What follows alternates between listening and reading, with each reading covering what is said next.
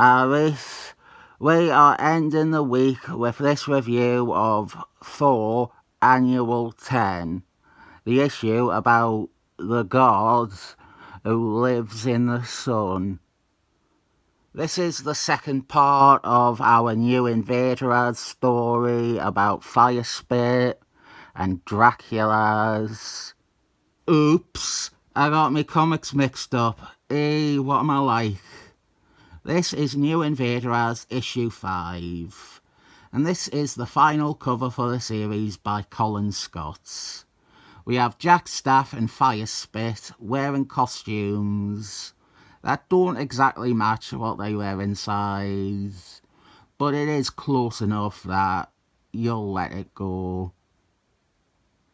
The final 4 issues feature covers by interior artists Cup Smith. Fire Spit, she has been captured by a Dracula villainess called the Leggy Bird, or more commonly, Baroness. Fire Spit is having a hallucination about her dead son here, and what is actually happening is Baroness and her followers are milking Fire Spit for her blood. Fire Spit has special blood, and I need to explain why. I'm not sure how much of her history I have actually covered as her history, but I definitely have included parts of it in discussions about Jack Staff and his history. In the 1940s, during the war, she was bitten by a Dracula, Barry Blood, and she was just a rich woman back then. She didn't have any powers. She was the daughter of the World War I hero Jack Staff, and the brother of who would become the second Jack Staff during World War II. After she was sucked off by Barry Blood, to save her life, the original Human Fire provided a blood transfusion. But the original Human Fire has synthetic blood, so this weren't no ordinary blood transfusion. Not only did it restore her to full health, but she received superpowers from the artificial blood. She now had super speed. She took on a costumed identity as Fire Spit, and she battled alongside the Invaders for the remainder of World War II. And her uncle was also Barry Blood. I need to mention that, I suppose. Over time, after the war had ended, she grew hard, and her powers started to fade away. As Biddy Fire Spit joined battle with a reunited Invaders in Seaman 12. She is so hard and so useless that she got shot, and she was going to die until once again the original Human Fire performed a second blood transfusion, this time restoring her youth and her powers. But he gave so much of his own blood that it also took away almost all of his powers in the process. As the Draculas are ready to drain Fire Spit, we cut back to the heroes who have discovered that Fire Spit has been taken. I will be pointing out a few mistakes in this issue in the name of fairness. This scene begins with a timestamp. A later scene has the exact same time. They are the only scenes that establish the time, and it makes no sense. There is some rich character drama here as Jack Staff, worried about his girlfriend, also learns that ever since their last transfusion, original Human Fire and Fire Spit have shared a link, an unspoken subconscious link.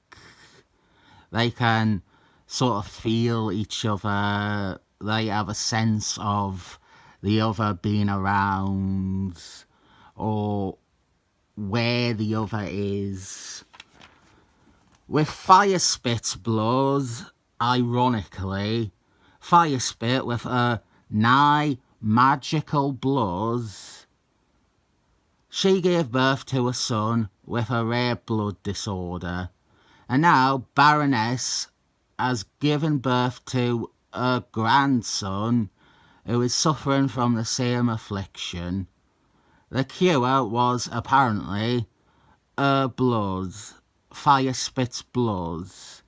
They need regular drinkings of Fire Spit's blood. Baroness taunts her about how Fire Spit could have saved her own son's life with her blood, but she didn't.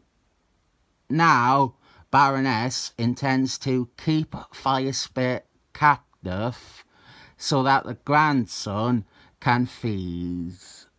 But also Baroness and some of her followers can also sip some of Fire Spit's blood as well. It's that good.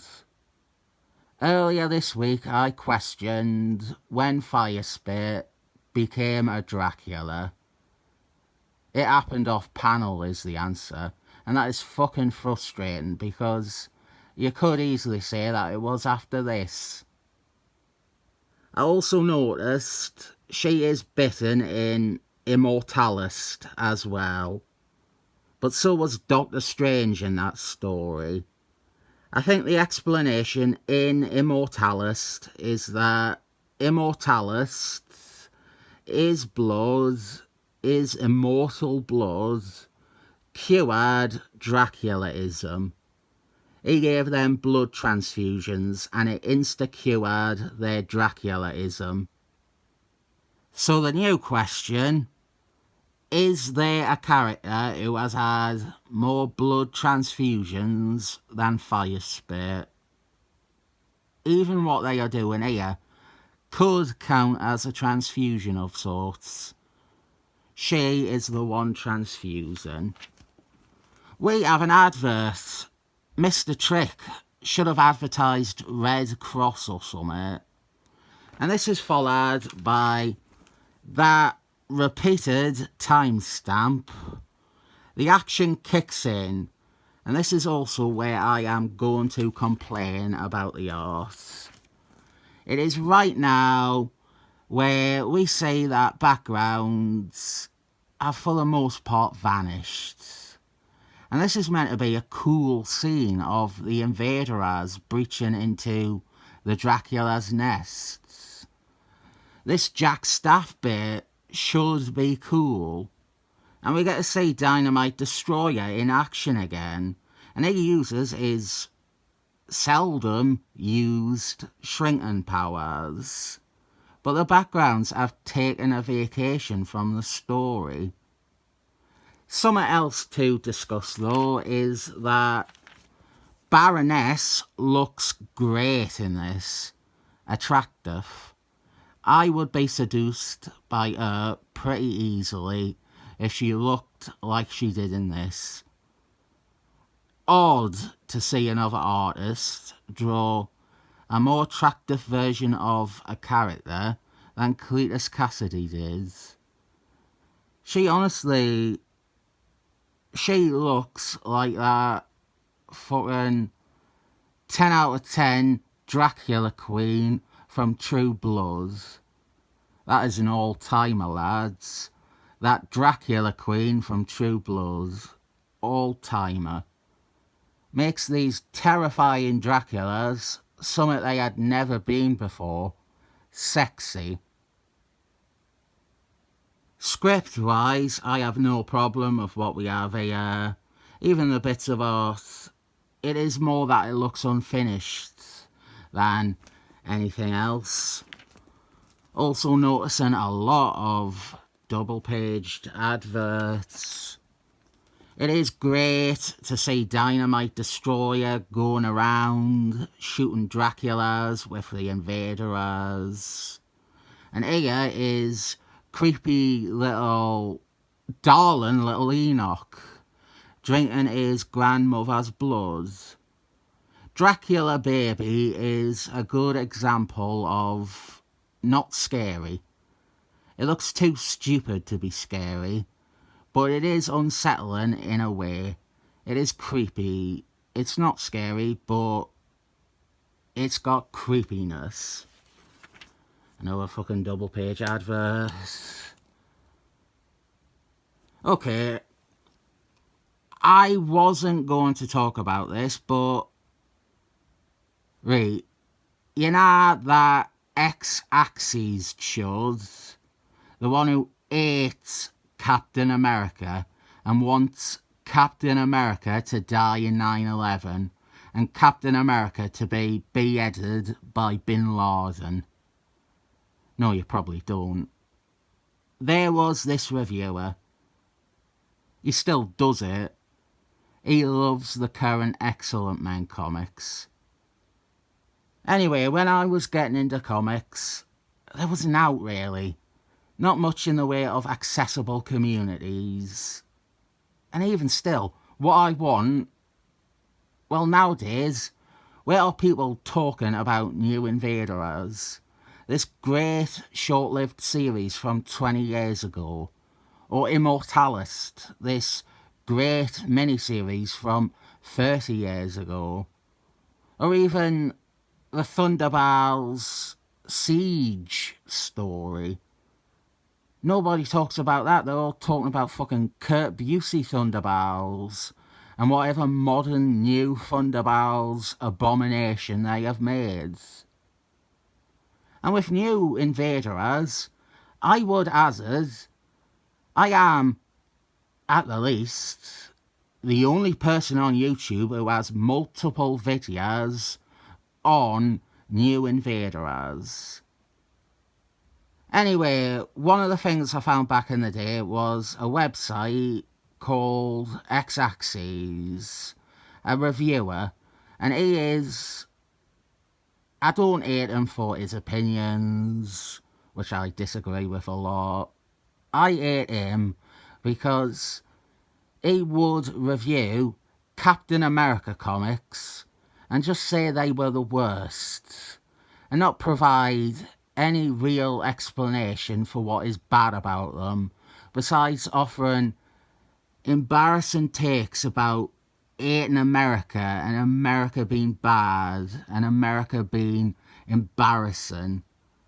And they read like a 14-year-old edgy teenager who thinks he hates the president, but he was a fucking grown adult. It was not only buying on average 10 comics a week, but consistently would buy Captain America to just shit on it.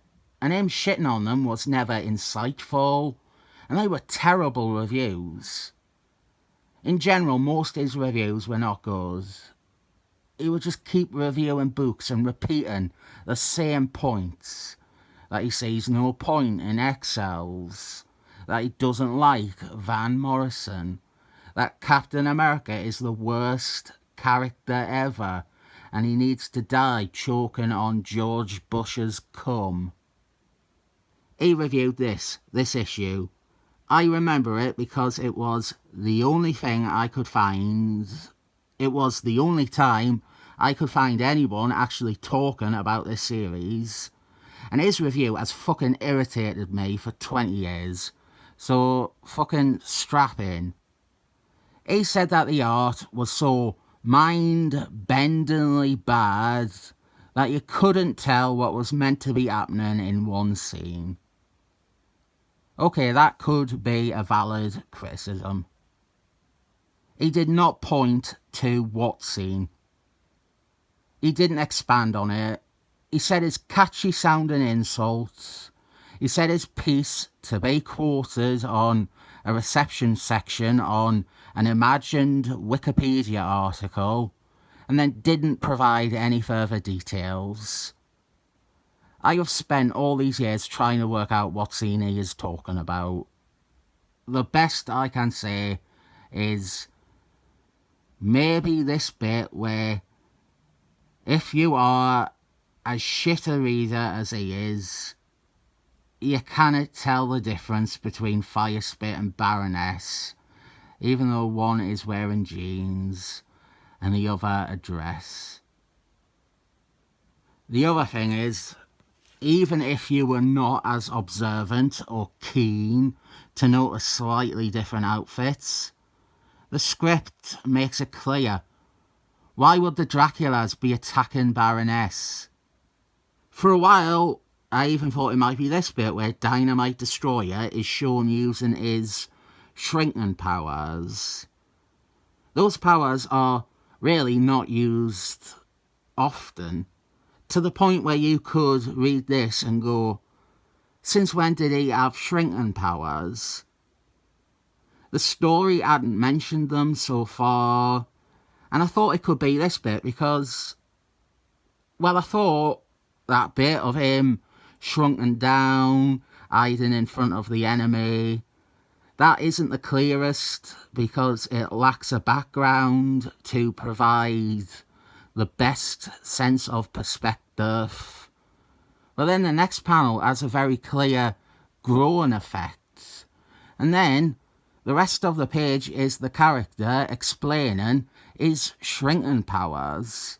Honestly, he hated this comic from the word go because a Captain America was in it, and he never approached it with a fair mind. He was predispositioned to seethe about it, and unsurprisingly, he focused on one thing that is so minute and partially his own failure to comprehend, and that was his whole review.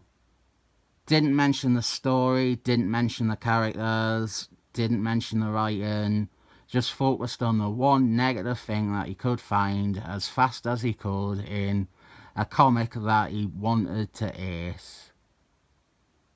You know how the Draculas drank Firespit's blood? Well, Human Fire is able to feel them.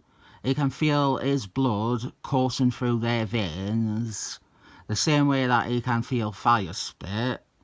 And he is also able to ignite their blood from the inside, killing all of the Draculas except for Baroness and darling little Enoch, who teleported away. The colourist done fucked up on these 2 pages. Jack Staff and original Human Fire swap shirts between panels in this scene. Kenneth's surname is also misspelled every single time in the story. Neither of these are the fault of the writer or the artist. It is the sort of thing that an editor should catch. Original Human Fire gives his word that he will find Firespit's grandson, and he never does. It is never mentioned again. I don't think even Baroness ever appears again after this. She hadn't by 2012. And if she has appeared since then, I reckon it'll be some rubbish writer presenting her as a generic Dracula queen woman. It'll be Baroness in name only. She won't be fighting Firespit or Jack Staff. She'll have been fighting fucking Iron Man or Dead Pills or Girl Hawkeye. I am not that confident on that guess though. It's possible, but it's not a prediction I am putting as much faith in as them making Jack Staff a Dracula, which I was fucking bang on about. So in case not, and I have nothing to cut away to here. She had a handy book profile in 2006. They called her Baroness Blues. And that was included in the hardcovers and then the unfinished paperback ones. Closing time, and we have a touch and bait with Dynamite Destroyer visiting the grave of the previous Jack Staff, his dead boyfriend. And this nicely resolves the thing with Dynamite Destroyer not caring for the new Jack Staff. Here he says that the new guy is a bit rough around the edges, but he is a good man, and that the Jack Staff tradition is secure. Overall, it is a lovely scene. This is a great series, and this is a solid enough story, and I hope that I have done a better job at reading it, reviewing it, recapping it, looking at it, considering it, and analysing it, than one guy who went into it with the intention of hating it. What problems or mistakes are in this issue, I am happy to dismiss because they are either minor or they do not completely break the issue. Things like that final scene are completely unaffected by a copy and pasted timestamp or a t-shirt changing colours mid-scene. NewInvaders was good enough.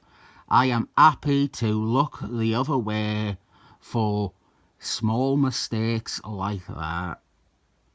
I'll give it 7 thummy thumbs, thumb.